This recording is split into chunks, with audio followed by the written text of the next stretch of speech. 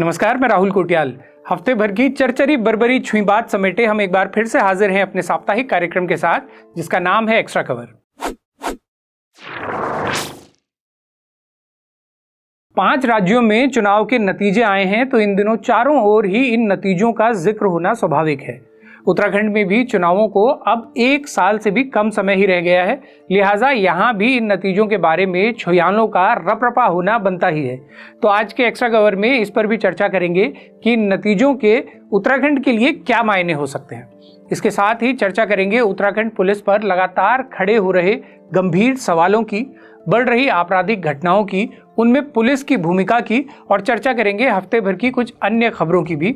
लेकिन सबसे पहले जरा धुपड़ा दिखाते हैं इन दर्जाधारियों और प्रदेश के उच्च अधिकारियों को, जिन्होंने कानून नाम की चिड़िया को ज्यूंदी बढ़िया कर रख दिया है। ये उन माननीयों की गाड़ियां हैं जो खुलेआम कानून का मजाक बनाते हुए रोज ही वहां दाखिल होती हैं जहां कानून बनाए जाते हैं, उनके पालन की शपथ ली जाती हैं और उनके क्रियान्वयन के लिए पूरा महकमा तैनात रहता है।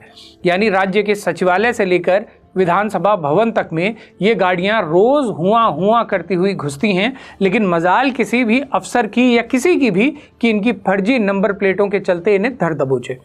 उत्तराखंड पुलिस में ट्रैफिक का जिम्मा संभाल रहे अधिकारियों ने शायद इनसे हार मान ली है और उस गढ़वाली औखाने पर अमल करना शुरू कर दिया है। बल हकदरों थे शर्म नीत दिकदारों थे इसी।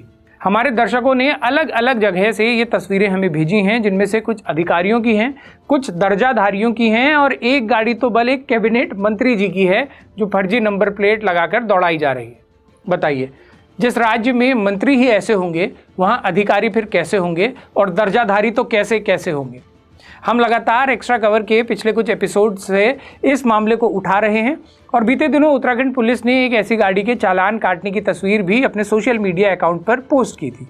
लेकिन हकीकत यही है कि आज भी ऐसी गाड़ियों की भरमार है जिनमें सवार होने वाले लोग अपनी नकली शान के चलते कानून को पूठ-मूड़ कुचाते हुए ये फर्जी नंबर प्लेटें टांगे घूम रहे हैं। इस मामले में गंभीर बात यह भी है कि ये सारी गाड़ियां उन उच्च अधिकारियों और नेताओं की हैं जिन पर कानून व्यवस्था को बनाए रखने की जिम्मेदारी होती है। कुछ लोगों को लग सकता है कि ये बहुत छोटा सा मामला है और इतना भी बड़ा क्या अपराध हो गया अगर किसी अधिकारी ने अपनी टैक्सी गाड़ी पर नकली प्राइवेट प्लेट लगा ली। लेकिन मामला असल में इतना छोटा है नहीं। इससे एक तो यही साबित हो रहा है कि नकली नंबर प्लेट बनाने वालों का धंधा खुलेआम चल रहा है। ऐसी फर्जी नंबर प्लेट बनाई जा रही हैं जिन पर बाकायदा नकली होलोग्राम तक लगाया जा रहा है, जो देखने में एकदम वैसा ही लगता है जैसा कि उस नंबर प्लेट पर होता है जिसे सरकार खुद ही हाई सिक्योरिटी नंबर प्लेट का नाम देती है। तो ये कैसी हाई सिक्योरिटी प्लेट हुई जो इनामुल्लाह बिल्डिंग की किसी भी दुकान में बनकर तैयार हो जाती है और जिसे हमारे माननीय नेता और अधिकारी ही लोगों को बेवकूफ़ बनाने के लिए इस्तेमाल कर रहे हैं। ये खुला कानून का उल्लंघन है और ऐसे लोगों को घचोड़ते रहना जरूरी है ताकि छोटे बड़े किसी भी तरह के गैर कानूनी काम का सामान्यीकरण न होने लगे। शर्म दिखदारों को नहीं, हकदरों को ही आनी चाहिए और जब तक नहीं आएगी आप और हम मिलकर ऐसे हकदरों पर व्यंग के ढूंगे चुलियाते रहेंगे। ऐसे ही ढूंगे उन पर चुलियाना भी जरूरी है जिनके चलते हमारे प्रदेश के सुरा प्रेमी सबसे ज्यादा परेशान हैं। ये मामला है शराब की ओवर रेटिंग का, जिसे धाकड़ से धुरंधर होने के बाद भी धामी सरकार काबू करने में पूरी तरह से फेल है। हर शराब के ठेके पर ओवर रेटिंग के चलते रोज लाखों का काला धन बनाया जा रहा है, लेकिन आबकारी विभाग से लेकर जिला प्रशासन तक इसे रोकने में नाकाम है। सुरा प्रेमी ग्राहकों से ये वसूली खुलेआम हो रही है और जमकर हो रही है, लेकिन पूरा प्रशासन पंगु बना हुआ है। संभवतः सबका हफ्ता या महीना बंधा हुआ होगा, लेकिन ऐसे ही मामले होते हैं जो जनता को बता देते हैं कि जिस शासन प्रशासन से ओवर रेटिंग और फर्जी नंबर प्लेट जैसे अपराध नहीं संभल रहे, उनसे पूरे राज्य की कानून व्यवस्था ठीक से संभालने की तो उम्मीद करना भी बेमानी है।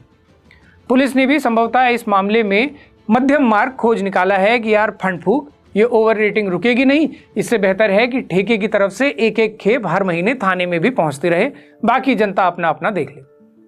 तो जब ये रोज होने वाले और खुलेआम होने वाले अपराध ही पुलिस और प्रशासन रोक पाने में नाकाम है, तो उनसे कैसे उम्मीद की जाए कि वो बड़े बड़े अपराध रोक पाएंगे जिनमें बड़े बड़े माफिया और बहुत प्रभावशाली लोग सम्मिलित होते हैं। उत्तराखंड में अपराध तेजी से बढ़े हैं और ऐसे अपराधों की भी अब तो एक लंबी सूची है जहां सीधा पुलिस पर ही सवाल खड़े हो रहे हैं। बीते हफ्ते सतपुली में एक युवा ने स्थानीय पुलिस और एसएचओ पर मारपीट के आरोप लगाते हुए अपनी जान दे दी।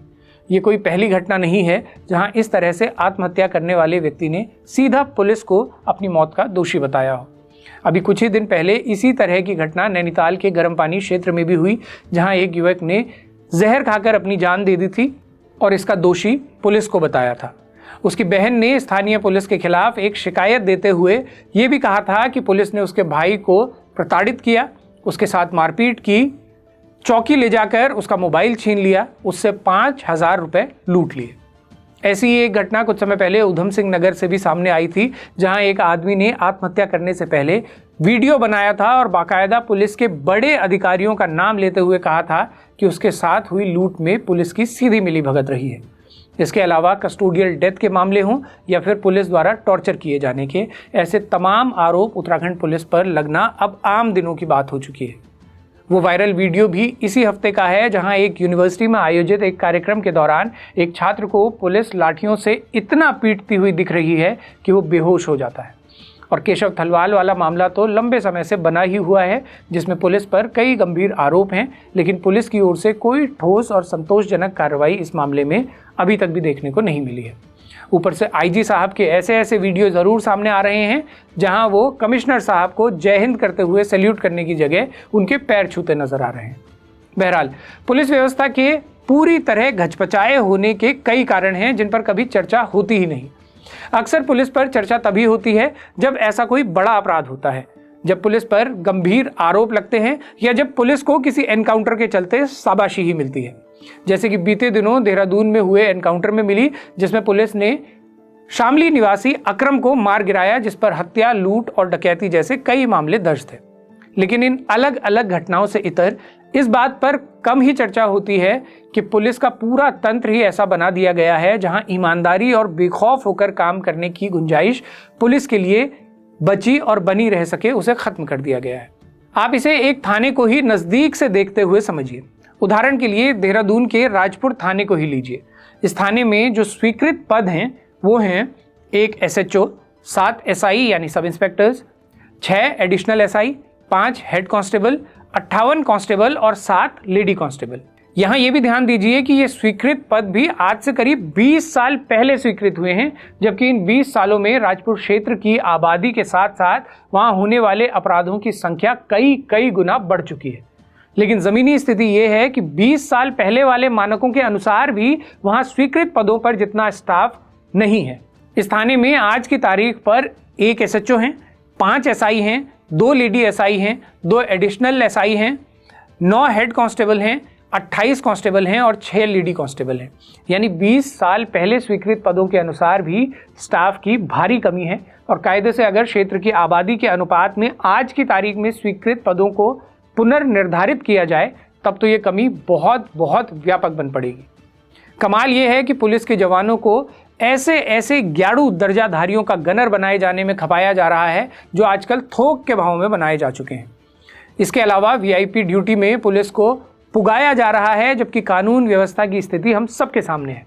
यानी स्टाफ की भारी कमी होने के बाद भी उन्हें बड़े अधिकारियों के घर और दफ्तर में कई पुलिसकर्मियों को तैनात कर दिया गया है, जबकि थाने में स्टाफ की भारी कमी है। कानून व्यवस्था के चरमराए हुए होने का एक बड़ा कारण तो यही है कि पुलिस पर वर्कलोड बहुत ज़्यादा है और स्टाफ बहुत कम। अब एक दूसरे पहलू को भी समझिए। हमारे नेता आए दिन अपने वेतन और भत्ते तो बढ़ाते रहते हैं, लेकिन पुलिस वालों को जो भत्ते मिलते हैं, एक नज़र उस पर भी डालिए। थाने की जो बोलेरो गाड़ी आपको घूमते हुए नजर आती है, उस गाड़ी को महीने का 150 लीटर तेल मिलता है, जबकि खर्च होता है इससे कहीं ज़्यादा। ऐसे ही चीता पुलिस वाली बाइक को तेल मिलता है महीने का 30 लीटर और खर्च होता है कहीं ज़्यादा। दिन भर बाहर यानी फील्ड पर ड्यूटी बजाने वाले एक कांस्टेबल को फूड अलाउंस के नाम पर पूरे महीने भर का सिर्फ 1800 रुपये मिलता है और एसआई को सिर्फ 1575 रुपये। जाने क्यों एसआई का कांस्टेबल से भी कम है। जिन कैदियों को पुलिस वाले थाने में रखते हैं, उन्हें खाना खिलाने के नाम पर मिलता है एक बार का 50 रुपये। डेली अलाउंस एक कांस्टेबल को मिलता है 250 से 300 रुपये और एसआई को 350 से 400। वर्दी भत्ता इन्हें मिलता है 4 साल का 4000 रुपये, यानी पूरे साल भर का 1000 रुपये। इससे होता क्या है, जो खर्चा असल में होता है उसे पुलिस कहीं और से जुगाड़ती है, और वो कहीं और से जुगाड़ने के फेर में ही फिर वो सारे 2 नंबर के कामों को नज़रअंदाज करती है। यानी व्यवस्था ही ऐसी बना दी गई है जिसमें पुलिस का घूस खाना जस्टिफाइड लगने लगे कि घूस नहीं खाएंगे तो ये खर्चे कहाँ से पूरे करेंगे। फिर इस घूस खाने के फेर में छोटे बड़े तमाम अपराध पनपते हैं, जिनमें चाहे खनन के अवैध ट्रकों को पार करवाना हो, शराब के ठेकों से पैसा लेना हो, रात रात भर चलने वाले बार और पब से महीना लेना हो, या ऐसे ही तमाम तरह के अवैध काम करने के लिए गुंजाइश बनाना हो। यानी अव्यवस्थाओं ने मिलकर एक ऐसी व्यवस्था बना डाली है जहां सारे 2 नंबरी काम जस्टिफाई किए जाने को और उनके होने को ही नियति मान लिया गया है। ऐसी ही अव्यवस्थाओं में फिर अधिकारी अपने अपने रास्ते तलाशते हैं, क्योंकि वो जानते हैं कि सही तरीके से काम करने की गुंजाइश और संभावनाएं हैं ही नहीं। इसलिए बेहतर है कि इसी सिस्टम का हिस्सा बना जाए और उसमें अपना हिस्सा सुनिश्चित कर लिया जाए। फिर ये अपना हिस्सा कोई ठेकेदारों के साथ मिलकर तय करता है, कोई नेताओं के साथ मिलकर, कोई ज़मीन माफियाओं के साथ मिलकर, और कोई सीधा अपराधियों के साथ मिलकर। वैसे तो ये बाकी भी अपराधी हैं, लेकिन यहाँ अपराध यानी गंभीर हत्या जैसे अपराध करने वाले अपराधियों के साथ मिलकर। जो अपराध सतह पर नजर आते हैं असल में उससे कहीं ज़्यादा घट रहे होते हैं, लेकिन पूरा तंत्र इसी में व्यस्त रहता है कि ये अपराध भले ही घटते रहें लेकिन चर्चाओं में ना आए, और जब चर्चाओं में आ जाते हैं तो पुलिस की हायरार्की में सबसे नीचे पायदान वाले कुछ लोगों को सस्पेंड करते हुए इतिश्री कर ली जाती है।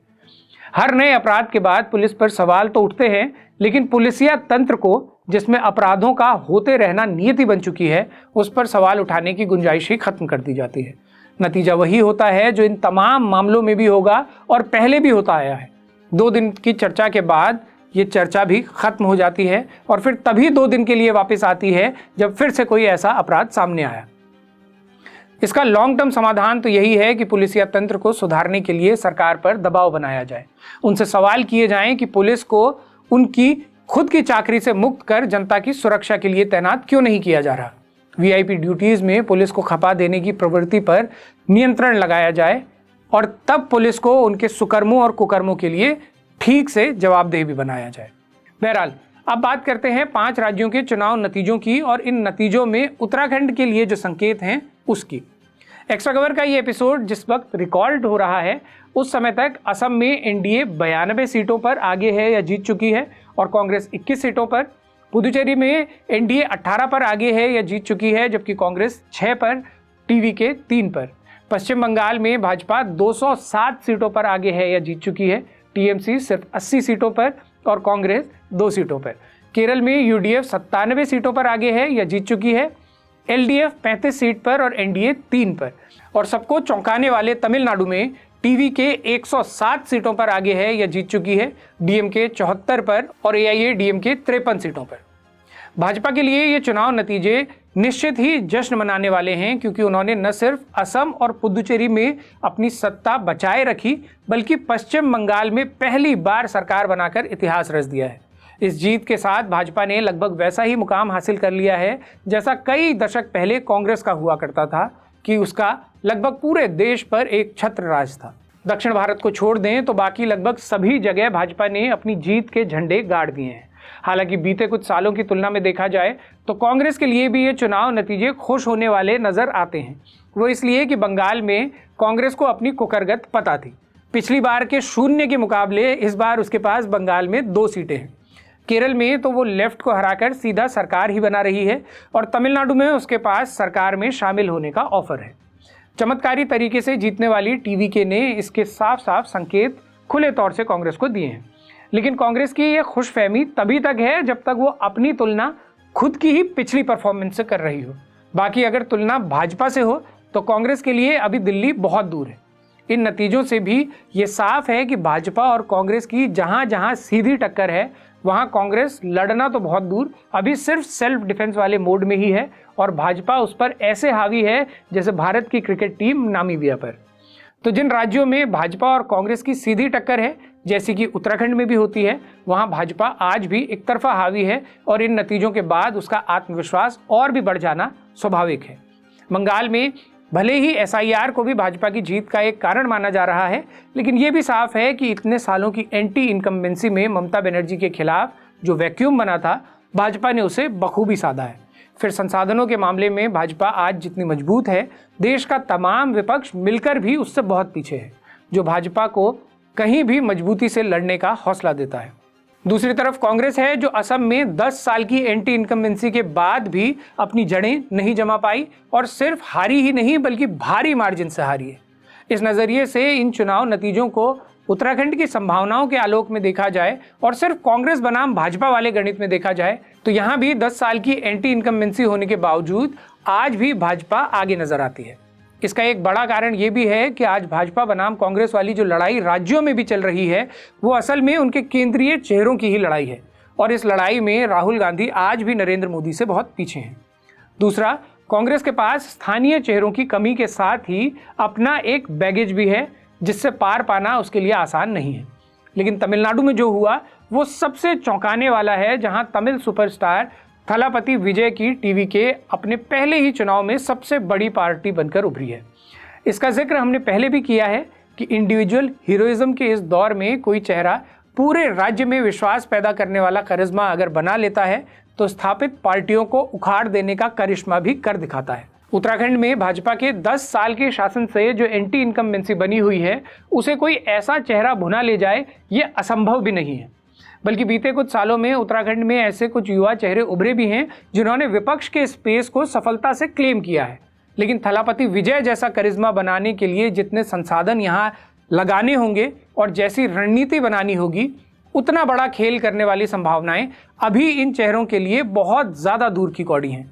लेकिन तमिलनाडु के परिणामों ने इन युवाओं को और कांग्रेस से इतर वाले दलों को कुछ उम्मीद पालने की संभावनाएं तो दे ही दी हैं। कुल मिलाकर इन चुनाव नतीजों से उत्तराखंड में सभी राजनीतिक ताकतें अपना अपना गणित अपने अपने पक्ष में देखने का मसाला निकाल ही सकती हैं। भाजपा तो सीधे सीधे कॉन्फिडेंट हुई ही है। कांग्रेस केरल को देखते हुए उम्मीद जगा सकती है, लेकिन उसे ये भी याद रखना होगा कि वहाँ भाजपा उसकी सीधी फाइट में थी ही नहीं और जहाँ जहाँ थी वहाँ वो कुछ नहीं कर सकी है। और कांग्रेस भाजपा से इतर वाले यहाँ के दल तमिलनाडु में हुए चमत्कार के जरिए एक हसीन सपना पाल सकते हैं, जिसका पूरा हो पाना लगभग असंभव भले ही हो, पूरी तरह असंभव भी नहीं है। तो ये था इस हफ्ते का एक्स्ट्रा खबर। बारामासा के कार्यक्रम अगर आपको पसंद आते हैं तो हमें मजबूत करने में अपना योगदान ज़रूर दें। इसके लिए आप हमारे चैनल की पेड मेंबरशिप ले सकते हैं, सुपर थैंक्स के माध्यम से सहयोग कर सकते हैं, या फिर स्क्रीन पर नज़र आ रहे इस QR कोड और UPI ID के जरिए सीधा सहयोग भी कर सकते हैं। बाकी अपने सुझाव ये एक्स्ट्रा खबर से निकलती कोई खबर अगर आप हम तक पहुंचाना चाहते हैं तो इस मेल ID पर लिख भेजिए। अगले हफ्ते फिर से होगी मुलाकात। तब तक के लिए सिमनिया, पहलाद, प्रणाम।